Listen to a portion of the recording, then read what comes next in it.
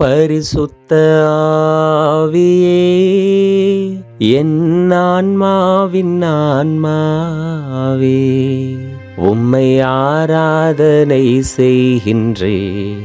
இறைவா, ஆராதனை செய்கின்றேன். அன்பின் தூய ஆவியானவரே, இன்றைய நாளின் இறைமகனுடைய நற்செய்தியை நாங்கள் வாசித்து தியானிக்கவும் அவற்றின் மறைபொருளை கண்டறியவும் எங்கள் ஆவிக்குரிய கண்களை திறந்தருளும். ஆமேன். அருள் நிறைந்த மரியே வாழ்க, ஆண்டவர் உம்முடனே, பெண்களுக்குள் ஆசீர் பெற்றவர் நீரே, உம்முடைய திருவயிற்றின் கனியாகிய இயேசுவும் ஆசீர் பெற்றவரே. புனித மரியே, இறைவனின் தாயே, பாவிகளாயிருக்கிற எங்களுக்காக இப்பொழுதும் எங்கள் இறப்பின் வேளையிலும் வேண்டிக் கொள்ளும். ஆமேன். அன்பார்ந்தவர்களே, இன்று நாம் தவக்காலத்தின் 19ஆம் நாளில் இருக்கிறோம். இன்று மார்க்கு நற்செய்தி 9 மற்றும் 10வது அதிகாரங்களை நாம் தியானிக்க இருக்கிறோம். 9வது அதிகாரத்திலே 10வது வசனத்தில் இறந்தோரிடமிருந்து உயிர்த்தெழுதல் என்றால் என்னவென்று ஒருவரோடு ஒருவர் பேசிக்கொண்டார்கள் என்று பார்க்கிறோம். தாபோர் மலையிலே உருமாறிய இயேசு மலையிலிருந்து இறங்கி வந்து கொண்டிருந்த போது, மானிட மகன் இறந்தோரிடமிருந்து உயிர்த்தெழும் வரை நீங்கள் கண்டதை எவருக்கும் சொல்ல வேண்டாம் என்று அவர்களுக்கு கட்டளையிட்டார் என்று பார்க்கிறோம். அதாவது இயேசு கிறிஸ்துவினுடைய மகிமையினுடைய வருகை, 2ஆம் வருகைக்கு முன்னர் கண்டிப்பாக சிலுவை மரணமென்று இருக்க வேண்டும் என்பதும், அதன் பிறகு உயிர்ப்பு இருக்க வேண்டும் என்பதும் மாட்சி பெறுவதற்கான வழிமுறை. இறந்தோரிடமிருந்து ஒருவர் உயிர்த்தெழுவர் என்பதையே அறியாத இந்த சீடர்களுக்காக அவர் உயிர்த்தெழும் வரை நீங்கள் கண்டதை எவருக்கும் சொல்ல வேண்டாம் என்று அவர்களுக்கு கட்டளையிட்டதாக நாம் பார்க்கிறோம். 37ஆம் வசனத்தில், இத்தகைய சிறு பிள்ளைகளில் ஒன்றை என் பெயரால் ஏற்றுக்கொள்பவர் எவரும் என்னையே ஏற்றுக்கொள்கிறார். என்னை ஏற்றுக்கொள்பவர் என்னை அன்று, என்னை அனுப்பினவரையே ஏற்றுக்கொள்ளுகிறார் என்றார். சிறு பிள்ளைகள் என்று அவர் இங்கு உவமையாக குறிப்பிட்டது எளியவர்கள், குறைந்த அதிகாரம் உள்ளவர்கள், குறை உள்ளவர்களை குறிக்கிறது என்று விவிலிய அறிஞர்கள் சொல்கிறார்கள். அவ்வாறாக என்னை ஏற்றுக்கொள்பவர் என்னை அன்று, என்னை அனுப்பிய என் தந்தையையே ஏற்றுக்கொள்ளுகிறார் என்று இயேசு கூறுகிறார். மேலும் 9ஆம் அதிகாரம் 50வது வசனத்திலே, நீங்கள் உப்பின் தன்மை கொண்டிருங்கள், ஒருவரோடு ஒருவர் அமைதியுடன் வாழுங்கள் என்கிறார். நாம் இருக்கும் இடத்திலே இயேசுவினுடைய வாழ்க்கை முறையை நாம் பின்பற்றி அவருக்கு சீடராக வாழும் பொழுது எவ்வாறு உப்பானது மாவை புளிப்பேறச் செய்கிறதோ, அதே போல நாமும் நம்மிடையே இருக்கக்கூடியவர்களையும் உவர்ப்புள்ளவர்களாக, இயேசுவுக்கு உரியவர்களாக மாற்றும் தன்மை நாம் கொண்டிருக்க வேண்டும் என்பதை இயேசு இதன் வழியாக நமக்கு விளக்குகிறார். மேலும் 10ஆம் அதிகாரத்தில் 50வது வசனத்திலே, பார்வையற்ற பார்த்திமேயு பார்வை பெறுவதற்காக இயேசு அவரை அழைத்ததும் அவரும் தம் மேலுடையை எறிந்துவிட்டு குதித்தெழுந்து இயேசுவிடம் வந்தார் என்று பார்க்கிறோம். பிறகு நான் மீண்டும் பார்வை பெற வேண்டும் என்று, உன் நம்பிக்கை உன்னை நலமாக்கிற்று என்று இயேசு அவரை அனுப்பினார். அவர் பார்வை பெற்று இயேசுவை பின்பற்றி நடந்தார் என்று பார்க்கிறோம். இந்த இடத்திலே அந்த பார்த்திமேயு தம் மேலுடையை எறிந்துவிட்டு குதித்தெழுந்து இயேசுவிடம் வருகிறார். அதாவது பார்வையற்ற அவருக்கு ஒரே வீடாக, ஒரு போர்வையாக, எல்லாமாக இருந்தது அவர் அதை போர்த்தி இருந்த அந்த மேலுடை மட்டுமே. அவர் எவ்வளவு நம்பிக்கை கொண்டிருந்தால் என்றால், அவருக்கு இப்போது ஒரே புகலிடமாக இருந்த அந்த மேலுடையையும் இருந்துவிட்டு இயேசுவிடம் செல்வதை நாம் பார்க்கிறோம். நாமும் நம் நம்பிக்கை அதிகரிக்க ஜெபிப்போம். தொடர்ந்து இறை வசனங்களை கேட்போம். மார்க்கு நற்செய்தி 9ஆம் அதிகாரம். மேலும் அவர் அவர்களிடம், இங்கே இருப்பவர்களுள் சிலர் இறையாட்சி வல்லமையோடு வந்துள்ளதை காண்பதற்கு முன் சாகமாட்டார்கள் என உறுதியாக உங்களுக்கு சொல்லுகிறேன் என்றார். இயேசு தோற்றம் மாறுதல். 6 நாள்களுக்கு பின்பு இயேசு பேதுருவையும் யாக்கோபையும் யோவானையும் அழைத்து ஓர் உயர்ந்த மலைக்கு அவர்களை மட்டும் தனிமையாக கூட்டிக் கொண்டு போனார். அங்கே அவர்கள் முன் அவர் தோற்றம் மாறினார். அவருடைய ஆடைகள் இவ்வுலகில் எந்த சலவைக்காரரும் வெளுக்க முடியாத அளவுக்கு வெள்ளை வெளிரென்று ஒளி வீசின. அப்போது எலியாவும் மோசேயும் அவர்களுக்கு தோன்றினர். இருவரும் இயேசுவோடு உரையாடி கொண்டிருந்தார்கள். பேதுரு இயேசுவை பார்த்து, ரபி, நாம் இங்கேயே இருப்பது நல்லது. உமக்கு ஒன்றும், மோசேக்கு ஒன்றும், எலியாவுக்கு ஒன்றுமாக 3 கூடாரங்களை அமைப்போம் என்றார். தாம் சொல்வது என்னவென்று அவருக்கு தெரியவில்லை. ஏனெனில் அவர்கள் மிகுந்த அச்சம் கொண்டிருந்தார்கள். அப்போது ஒரு மேகம் வந்து அவர்கள் மேல் நிழலிட, அந்த மேகத்தினின்று, என் அன்பார்ந்த மைந்தர் இவரே, இவருக்கு செவிசாயுங்கள் என்று ஒரு குரல் ஒலித்தது. உடனடியாக அவர்கள் சுற்றுமுற்றும் பார்த்தார்கள். தங்கள் அருகில் இயேசு ஒருவரை தவிர வேறு எவரையும் காணவில்லை. அவர்கள் மலையிலிருந்து இறங்கி வந்து கொண்டிருந்த போது அவர், மானிட மகன் இறந்து உயிர்த்தெழும் வரை நீங்கள் கண்டதை எவருக்கும் எடுத்துரைக்க கூடாது என்று அவர்களுக்கு கட்டளையிட்டார். அவர்கள் இவ்வார்த்தையை அப்படியே மனதில் இருத்தி, இறந்து உயிர்த்தெழுதல் என்றால் என்னவென்று ஒருவரோடு ஒருவர் பேசிக்கொண்டார்கள். அவர்கள் அவரிடம், எலியாதான் முதலில் வரவேண்டும் என்று மறைநூல் அறிஞர் கூறுவதேன் என்று கேட்டார்கள். அதற்கு அவர், எலியா முதலில் வந்து எல்லாவற்றையும் சீர்படுத்தப் போகிறார் என்று கூறுவது உண்மையே. ஆனால் மானிட மகன் பல துன்பங்கள் படவும் இகழ்ந்து தள்ளப்படவும் வேண்டுமென்று அவரை குறித்து எழுதப்பட்டுள்ளதே, அது எப்படி? ஆகவே நான் உங்களுக்கு சொல்லுகிறேன், எலியா வந்துவிட்டார். அவர்கள் தாங்கள் விரும்பியவாறெல்லாம் அவருக்கு செய்தார்கள். அவரை குறித்து மறைநூலில் எழுதியுள்ளவாறே அவை நிகழ்ந்தன என்றார். தீய ஆவி பிடித்திருந்த சிறுவன் நலமாதல். அவர்கள் மற்ற சீடரிடம் வந்த பொழுது பெருந்திரளான மக்கள் அவர்களை சூழ்ந்திருப்பதையும் மறைநூல் அறிஞர் அவர்களுடன் வாதாடுவதையும் கண்டனர். மக்கள் அனைவரும் இயேசுவை கண்டவுடனே மிக வியப்புற்று அவரிடம் ஓடிப்போய் அவரை வாழ்த்தினர். அவர் அவர்களை நோக்கி, நீங்கள் இவர்களோடு எதை பற்றி வாதாடுகிறீர்கள் என்று கேட்டார். அப்போது கூட்டத்திலிருந்து ஒருவர் அவரை பார்த்து, போதகரே, தீய ஆவி பிடித்து பேச்சிழந்த எம் மகனை உம்மிடம் கொண்டு வந்தேன். அது அவனை பிடித்து அந்த இடத்திலேயே அவனை கீழே தள்ளுகிறது. அவன் வாயில் நுரை தள்ளி பற்களை நெருக்கிறான். உடம்பும் விரைத்து போகிறது. அதை ஓட்டி விடும்படி நான் உம் சீடரிடம் கேட்டேன். அவர்களால் இயலவில்லை என்று கூறினார். அதற்கு அவர் அவர்களிடம், நம்பிக்கையற்ற தலைமுறையினரே, எவ்வளவு காலம் நான் உங்களோடு இருக்க இயலும்? எவ்வளவு காலம் நான் உங்களை பொறுத்து கொள்ள இயலும்? அவனை என்னிடம் கொண்டு வாருங்கள் என்று கூறினார். அவர்கள் அவனை அவரிடம் கொண்டு வந்தார்கள். அவரை கண்டவுடன் அந்த ஆவி அவனுக்கு வலிப்பு உண்டாக்க அவன் தரையில் விழுந்து புரண்டான். வாயில் நுரை தள்ளியது. அவர் அவனுடைய தந்தையை பார்த்து, இது இவனுக்கு வந்து எவ்வளவு காலமாயிற்று என்று கேட்டார். அதற்கு அவர், குழந்தை பருவத்திலிருந்து இது இருந்து வருகிறது. இவனை ஒழித்துவிட தீயிலும் தண்ணீரிலும் பலமுறை அந்த ஆவி இவனை தள்ளியதுண்டு. உம்மால் ஏதாவது செய்ய இயலுமானால் எங்கள் மீது பரிவு கொண்டு எங்களுக்கு உதவி செய்யும் என்றார். இயேசு அவரை நோக்கி, இயலுமானாலா? நம்புகிறவருக்கு எல்லாம் நிகழும் என்றார். உடனே அச்சிறுவனின் தந்தை, நான் நம்புகிறேன், என் நம்பிக்கையின்மை நீங்க உதவும் என்று கதறினார்.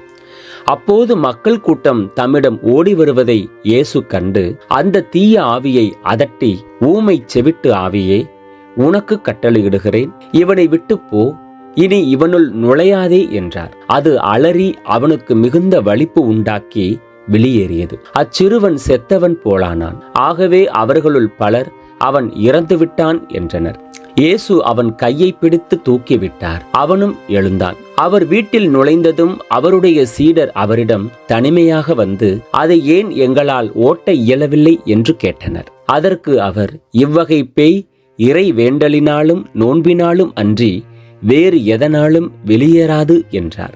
இயேசு தம் சாவை 2ஆம் முறை முன்னறிவித்தார். அவர்கள் அங்கிருந்து புறப்பட்டு கலிலேயா வழியாக சென்றார்கள். அது யாருக்கும் தெரியக்கூடாது என்று இயேசு விரும்பினார். ஏனெனில் மானிட மகன் மக்களின் கையில் ஒப்புவிக்கப்பட இருக்கிறார். அவர்கள் அவரை கொலை செய்வார்கள். கொல்லப்பட்ட 3 நாள்களுக்கு பின் அவர் உயிர்த்தெழுவார் என்று அவர் தம் சீடர்களுக்கு கற்பித்துக் கொண்டிருந்தார். அவர் சொன்னது அவர்களுக்கு விளங்கவில்லை. அவரிடம் விளக்கம் கேட்கவும் அவர்கள் அஞ்சினார்கள். யார் மிக பெரியவர்? அவர்கள் கப்பர்நாகூமுக்கு வந்தார்கள். அவர்கள் வீட்டில் இருந்த பொழுது இயேசு, வழியில் நீங்கள் எதை பற்றி வாதாடிக் கொண்டிருந்தீர்கள் என்று அவர்களிடம் கேட்டார். அவர்கள் பேசாதிருந்தார்கள். ஏனெனில் தங்களுள் பெரியவர் யார் என்பதை பற்றி வழியில் ஒருவரோடு ஒருவர் வாதாடிக் கொண்டு வந்தார்கள். அப்பொழுது அவர் அமர்ந்து 12 கூப்பிட்டு அவர்களிடம், ஒருவர் முதல்வராக இருக்க விரும்பினால் அவர் அனைவரிலும் கடைசியானவராகவும் அனைவருக்கும் தொண்டராகவும் இருக்கட்டும் என்றார். பிறகு அவர் ஒரு சிறு பிள்ளையை எடுத்து அவர்கள் நடுவே நிறுத்தி அதை அரவணைத்துக் கொண்டு, இத்தகைய சிறு பிள்ளைகளில் ஒன்றை என் பெயரால் ஏற்றுக்கொள்பவர் எவரும் என்னையே ஏற்றுக்கொள்ளுகிறார். என்னை ஏற்றுக்கொள்பவர் என்னை மட்டும் அல்ல, என்னை அனுப்பினவரையே ஏற்றுக்கொள்கிறார் என்றார். இயேசுவின் பெயரால் பேய் ஓட்டியவர். அப்பொழுது யோவான் இயேசுவிடம், போதகரே, ஒருவர் உமது பெயரால் பேய்கள் ஓட்டுவதைக் கண்டு நாங்கள் அவரை தடுக்க பார்த்தோம், ஏனெனில் அவர் நம்மை சாராதவர் என்றார். அதற்கு இயேசு கூறியது, தடுக்க வேண்டாம், ஏனெனில் என் பெயரால் வல்ல செயல் புரிபவர் அவ்வளவு எளிதாக என்னை குறித்து இகழ்ந்து பேச மாட்டார். ஏனெனில் நமக்கு எதிராக இராதவர் நம் சார்பாக இருக்கிறார். நீங்கள் கிறிஸ்துவை சார்ந்தவர்கள் என்பதால் உங்களுக்கு ஒரு கிண்ணம் தண்ணீர் கொடுப்பவர் கைமாறு பெறாமல் போகார் என உறுதியாக உங்களுக்கு சொல்லுகிறேன். பாவத்தில் விழச் செய்தல். என் மீது நம்பிக்கை கொண்டுள்ள இச்சிறியோரில் எவரையாவது பாவத்தில் விழச் செய்வோருடைய கழுத்தில் ஓர் எந்திரக்கல்லை கட்டி கடலில் தள்ளிவிடுவதே அவர்களுக்கு நல்லது. உங்கள் கை உங்களை பாவத்தில் விழச் செய்தால் அதை வெட்டிவிடுங்கள். நீங்கள் இரு கையுடையவர்களாய் அணையாத நெருப்புள்ள நரகத்துக்குள் தள்ளப்படுவதை விட கை ஊனமுற்றவராய் நிலை வாழ்வில் புகுவது உங்களுக்கு நல்லது. உங்கள் கால் உங்களை பாவத்தில் விழச் செய்தால் அதை வெட்டிவிடுங்கள். நீங்கள் இரு காலுடையவராய் நரகத்தில் தள்ளப்படுவதை விட கால் ஊனமுற்றவராய் வாழ்வில் புகுவது உங்களுக்கு நல்லது. உங்கள் கண் உங்களை பாவத்தில் விழச் செய்தால் அதை பிடுங்கி எறிந்து விடுங்கள். நீங்கள் இரு கண்ணுடையவராய் நரகத்தில் தள்ளப்படுவதை விட ஒற்றை கண்ணராய் இறையாட்சிக்கு உட்படுவது உங்களுக்கு நல்லது. நரகத்திலோ அவர்களை தின்னும் புழு சாகாது, நெருப்பும் அவியாது. ஏனெனில் பழிப்பொருள் உப்பால் தூய்மையாக்கப்படுவது போல் ஒவ்வொருவரும் நெருப்பால் தூய்மையாக்கப்படுவர். உப்பு நல்லது, ஆனால் அது உவர்பற்று போனால் எதை கொண்டு அதை உவர்ப்புள்ளதாக்குவீர்கள்? நீங்கள் உப்பின் தன்மை கொண்டிருங்கள், ஒருவரோடு ஒருவர் அமைதியுடன் வாழுங்கள். மார்க்கு நற்செய்தி அதிகாரம் 10. மனவிலக்கு. இயேசு அங்கிருந்து புறப்பட்டு யூதேய பகுதிகளுக்கும் யோர்தான் அக்கரை பகுதிக்கும் வந்தார். மீண்டும் மக்கள் அவரிடம் வந்து கூடினர். அவரும் வழக்கம் போல் மீண்டும் அவர்களுக்கு கற்பித்தார். பரிசேயர் அவரை அணுகி, கணவன் தன் மனைவியை விலக்கிவிடுவது முறையா என்று கேட்டு அவரை சோதித்தனர். அவர் அவர்களிடம் மறுமொழியாக, மோசே உங்களுக்கு இட்ட கட்டளை என்ன என்று கேட்டார். அவர்கள், மோசே மனவிலக்கு சான்றிதழ் எழுதி அவரை விலக்கிவிடலாம் என்று அனுமதி அளித்துள்ளார் என்று கூறினார்கள். அதற்கு இயேசு அவர்களிடம், உங்கள் கடின உள்ளத்தின் பொருட்டே அவர் இக்கட்டளையை எழுதி வைத்தார். படைப்பின் தொடக்கத்திலேயே கடவுள் ஆணும் பெண்ணுமாக அவர்களை படைத்தார். இதனால் கணவன் தன் தாய் தந்தையை விட்டுவிட்டு தன் மனைவியுடன் ஒன்றித்திருப்பான். இருவரும் ஒரே உடலாய் இருப்பர். இனி அவர்கள் இருவர் அல்ல, ஒரே உடல். எனவே கடவுள் இணைத்ததை மனிதர் பிரிக்காதிருக்கட்டும் என்றார்.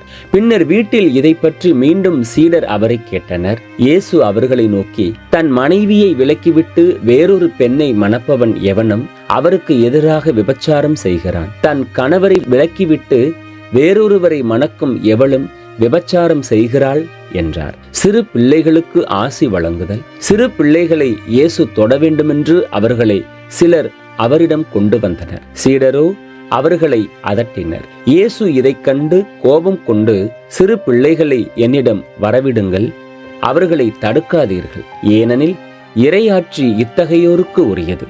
இறையாட்சியை சிறு பிள்ளையைப் போல் ஏற்றுக்கொள்ளாதோர் அதற்கு உட்பட மாட்டார் என உறுதியாக உங்களுக்கு சொல்லுகிறேன் என்றார். பிறகு அவர் அவர்களை அரவணைத்து தம் கைகளை அவர்கள் மீது வைத்து ஆசி வழங்கினார். இயேசுவை பின்பற்ற விரும்பிய செல்வர். இயேசு புறப்பட்டு சென்று கொண்டிருந்த போது வழியில் ஒருவர் அவரிடம் ஓடி வந்து முழந்தாள் படியிட்டு, நல்ல போதகரே, நிலை வாழ்வை உரிமையாக்கிக் கொள்ள நான் என்ன செய்ய வேண்டும் என்று அவரை கேட்டார். அதற்கு இயேசு அவரிடம், நான் நல்லவன் என ஏன் சொல்லுகிறீர்? கடவுள் ஒருவரை தவிர நல்லவர் எவரும் இல்லையே. உமக்கு கட்டளைகள் தெரியும் அல்லவா? கொலை செய்யாதே, விபச்சாரம் செய்யாதே, களவு செய்யாதே, பொய்ச்சான்று சொல்லாதே, வஞ்சித்து பறிக்காதே, உன் தாய் தந்தையை மதித்து நட என்றார். அவர் இயேசுவிடம், போதகரே, இவை அனைத்தையும் நான் என் இளமையிலிருந்தே கடைபிடித்து வந்துள்ளேன் என்று கூறினார். அப்போது இயேசு அன்புழுக அவரை கூர்ந்து நோக்கி, உமக்கு இன்னும் ஒன்று குறைபடுகிறது. நீர் போய் உமக்கு உள்ளவற்றை விற்று ஏழைகளுக்கு கொடும். அப்போது விண்ணகத்தில் நீர் செல்வராய் இருப்பீர். பின்பு வந்து என்னை பின்பற்றும் என்று அவரிடம் கூறினார். இயேசு சொன்னதை கேட்டதும் அவர் முகம் வாடி வருத்தத்தோடு சென்று விட்டார். ஏனெனில் அவருக்கு ஏராளமான சொத்து இருந்தது. இயேசு சுற்றிலும் திரும்பி பார்த்து தம் சீடரிடம், செல்வர் இறையாட்சிக்கு உட்படுவது மிகவும் கடினம் என்றார். சீடர்கள் அவர் சொன்னதை கேட்டு திகைப்புக்கு உள்ளானார்கள். மீண்டும் இயேசு அவர்களை பார்த்து, பிள்ளைகளே, செல்வர்கள் இறையாட்சிக்கு உட்படுவது மிகவும் கடினம். அவர்கள் இறையாட்சிக்கு உட்படுவதை விட ஊசியின் காதில் ஒட்டகம் நுழைவது எளிது என்றார். சீடர்கள் மிகவும் வியப்பில் ஆழ்ந்தவர்களாய், பின் யார்தாம் மீட்பு பெற முடியும் என்று தங்களிடையே பேசிக்கொண்டார்கள். இயேசு அவர்களை கூர்ந்து நோக்கி, மனிதரால் இது இயலாது, ஆனால் கடவுளுக்கு அப்படியல்ல, கடவுளால் எல்லாம் இயலும் என்றார். அப்போது பேதுரு அவரிடம், பாரும், நாங்கள் எல்லாவற்றையும் விட்டுவிட்டு உம்மை பின்பற்றியவர்களாயிற்றே என்று சொன்னார். அதற்கு இயேசு, உறுதியாக உங்களுக்கு சொல்லுகிறேன், என் பொருட்டும் நற்செய்தியின் பொருட்டும் வீடுகளையோ சகோதரர்களையோ சகோதரிகளையோ தாயையோ தந்தையையோ பிள்ளைகளையோ நிலப்புலன்களையோ விட்டுவிட்ட எவரும் இம்மையில் 100 மடங்காக வீடுகளையும் சகோதரர்களையும் சகோதரிகளையும் தாயையும் நிலப்புலன்களையும் இவற்றோடு கூட இன்னல்களையும் மறுமையில் நிலை வாழ்வையும் பெறாமல் போகார். முதன்மையானோர் பலர் கடைசியாவர், கடைசியானோர் முதன்மையாவர் என்றார்.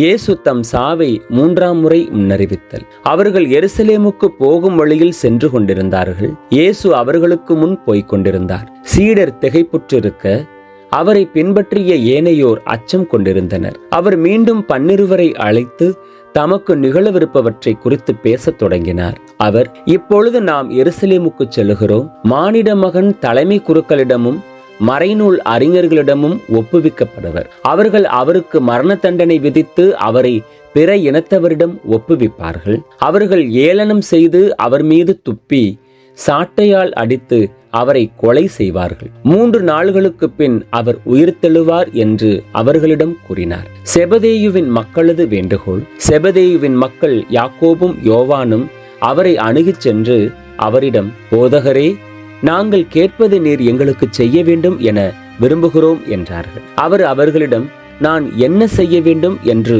நீங்கள் விரும்புகிறீர்கள் என்று கேட்டார். அவர்கள் அவரை நோக்கி, நீர் அரியணையில் இருக்கும் போது எங்களுள் ஒருவர் உமது வலப்புறமும் இன்னொருவர் உமது இடப்புறமும் அமர்ந்து கொள்ள எங்களுக்கு அருளும் என்று வேண்டினர். இயேசுவோ அவர்களிடம், நீங்கள் என்ன கேட்கிறீர்கள் என உங்களுக்கு தெரியவில்லை. நான் குடிக்கும் துன்பக் கிண்ணத்தில் உங்களால் குடிக்க இயலுமா? நான் பெறும் திருமுழுக்கை உங்களால் பெற இயலுமா என்று கேட்டார். அவர்கள் அவரிடம், இயலும் என்று சொல்ல, இயேசு அவர்களை நோக்கி, நான் குடிக்கும் கிண்ணத்தில் நீங்கள் குடிப்பீர்கள், நான் பெறும் திருமுழுக்கையும் நீங்கள் பெறுவீர்கள். ஆனால் என் வலப்புறத்திலும் இடப்புறத்திலும் அமரும்படி அருளுவது எனது செயல் அல்ல, மாறாக அவ்விடங்கள் யாருக்கு ஏற்பாடு செய்யப்பட்டுள்ளதோ அவர்களுக்கே அருளப்படும் என்று கூறினார். இதை கேட்டுக்கொண்டிருந்த 10 பேரும் யாக்கோபு மீதும் யோவான் மீதும் கோபம் கொள்ளத் தொடங்கினர். இயேசு அவர்களை வரவழைத்து அவர்களிடம், பிற இனத்தவரிடையே தலைவர்கள் என கருதப்படுகிறவர்கள் மக்களை அடக்கி ஆளுகிறார்கள். அவர்களுள் பெரியவர்கள் அவர்கள் மீது தங்கள் அதிகாரத்தை காட்டுகிறார்கள். ஆனால் உங்களிடையே அப்படி இருக்கக்கூடாது. உங்களில் முதன்மையானவராக இருக்க விரும்புகிறவர் அனைவருக்கும் பணியாளராக இருக்கட்டும். ஏனெனில் மானிட மகன் தொண்டு ஏற்பதற்கு அல்ல, மாறாக தொண்டு ஆற்றுவதற்கும் பலருடைய மீட்புக்கு ஈடாக தம் உயிரை கொடுப்பதற்கும் வந்தார் என்று கூறினார். பார்வையற்ற பர்த்திமேயு பார்வை பெறுதல். இயேசுவும் அவருடைய சீடரும் எரிகோவுக்கு வந்தனர். அவர்களும் திரளான மக்கள் கூட்டமும் எரிகோவை விட்டு வெளியே சென்றபோது திமேயுவின் மகன் பார்த்திமேயு வழியோரம் அமர்ந்திருந்தார். பார்வையற்ற அவர் பிச்சை எடுத்துக் கொண்டிருந்தார். நாசரேத்து இயேசுதாம் போகிறார் என்று அவர் கேள்விப்பட்டு, இயேசுவே, தாவீதின் மகனே, எனக்கு இரங்கும் என்று கத்தத் தொடங்கினார். பேசாதிருக்குமாறு பலர் அவரை அதட்டினர். ஆனால் அவர், தாவீதின் மகனே, எனக்கு இரங்கும் என்று இன்னும் உரக்க கத்தினார். இயேசு நின்று, அவரை கூப்பிடுங்கள் என்று கூறினார். அவர்கள் பார்வையற்ற அவரை கூப்பிட்டு, துணிவுடன் எழுந்து வாரும், இயேசு உம்மை கூப்பிடுகிறார் என்றார்கள். அவரும் தமது மேலுடையை எறிந்துவிட்டு குதித்தெழுந்து இயேசுவிடம் வந்தார். இயேசு அவரை பார்த்து, உமக்கு நான் என்ன செய்ய வேண்டும் என விரும்புகிறீர் என்று கேட்டார். பார்வையற்றவர் அவரிடம், ரபூனி, நான் மீண்டும் பார்வை பெற வேண்டும் என்றார். இயேசு அவரிடம், நீர் போகலாம், உமது நம்பிக்கை உம்மை நலமாக்கிற்று என்றார். உடனே அவர் மீண்டும் பார்வை பெற்று அவரை பின்பற்றி அவருடன் வழிநடந்தார்.